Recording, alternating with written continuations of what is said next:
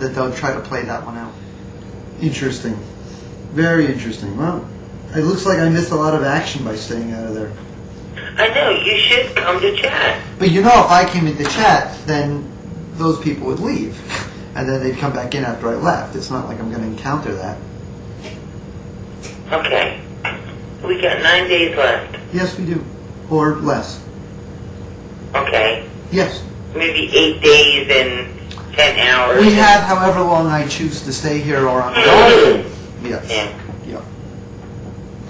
All right. Well, Clarice, it's been good. Maybe I'll duck into chat later. I hope you're going to be there. No? Okay. All right. Was there anything else? No, I'm just feeling really down about this. About your dispute with her? No, about you leaving. Oh, you mean in 9 days me leaving? Yeah. Oh. Yes, well, I know, I can't do anything about it. I'm going to miss people, but all good things come to an end. Yeah. I'm really sorry about that. In a lot of ways, it's not so good, is it? No, it's not. Okay, love you now. Ciao. Tra. Bye. I think she was really getting upset. Unfortunately.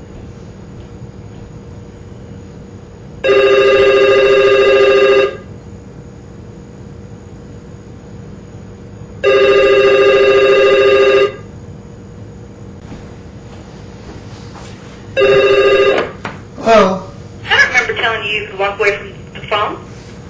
Yeah, I'm sorry. I hope I didn't violate a vote. Yeah. So, how have you been? Guess what? I got home. Oh, sorry. How have you been first? How have I been? You haven't been watching it, have you? I haven't been able to watch it until about 30 minutes ago, and I get the gist of what's going on and how you're feeling about that, and I'd love for you to cry on my shoulder. But, yeah, that's about all I know. I try not to cry on anyone's shoulder anymore. I try to do all my crying when I'm not talking to people because that usually just causes me more problems. No, everything.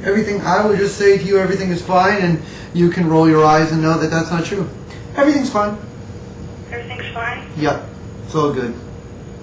Don't try to draw it out of me because I'll pay for it if I say so. Well, by the way, lots of people were defending you in chat. Oh, were they?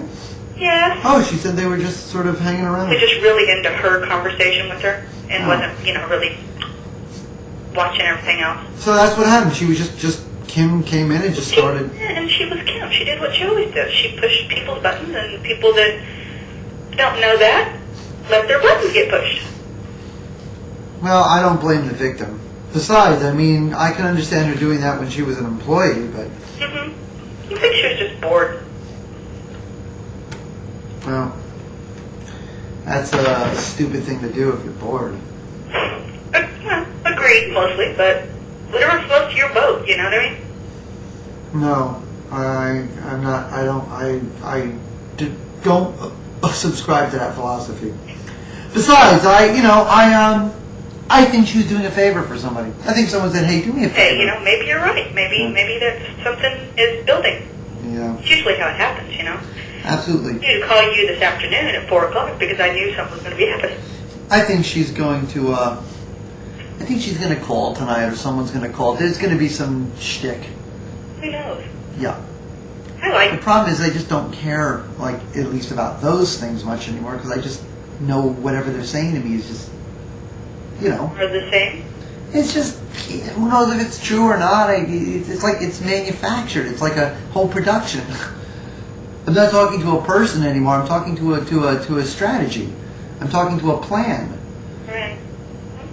Whenever the next time is that I talk to Kim, if I talk to her before I leave here, I'm not really going to be talking to Kim. I'm going to be talking to a plan that's in the making.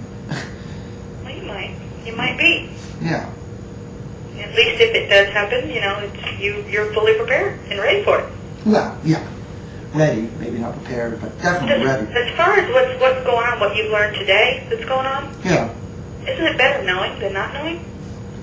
The whole angst that you build up, not knowing what's going to come up next. I think they screwed up. I don't think they should have told you what you were going to be doing.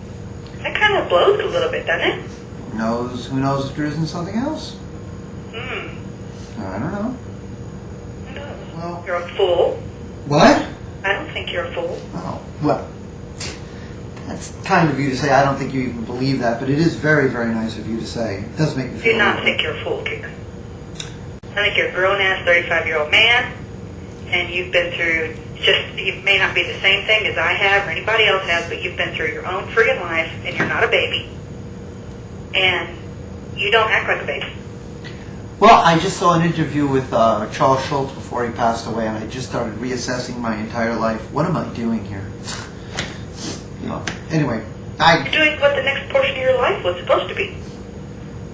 This is what you're supposed to be doing for the last 6 months. Hopefully for the next 6 months, you'll be making money.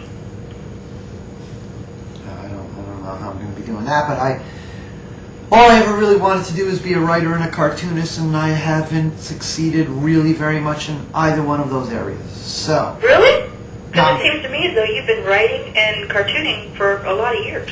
Yes, and I have been, and I've been published in limited capacity, and I illustrated a book, but I haven't really had anything public. I haven't supported myself on it yet. Well, the passion is for the art, not the money, right? No, I'm a commercial artist. The passion is for both. The writing really is something that just I have to do.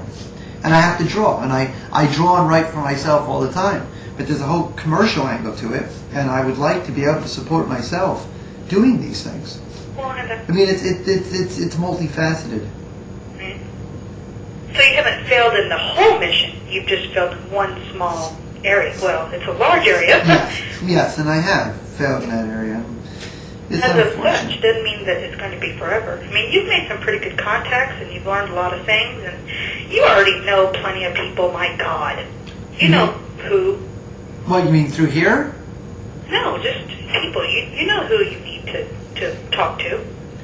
To get things done. You just haven't done that yet. I know maybe one person in the world who could help me. I even went back to my college a year or two after I graduated and looked up some old professors, people I was very close to, and asked them if they could help me, and I gave them some samples of my work and some writing and made all kinds of promises to me, and I never heard from them again.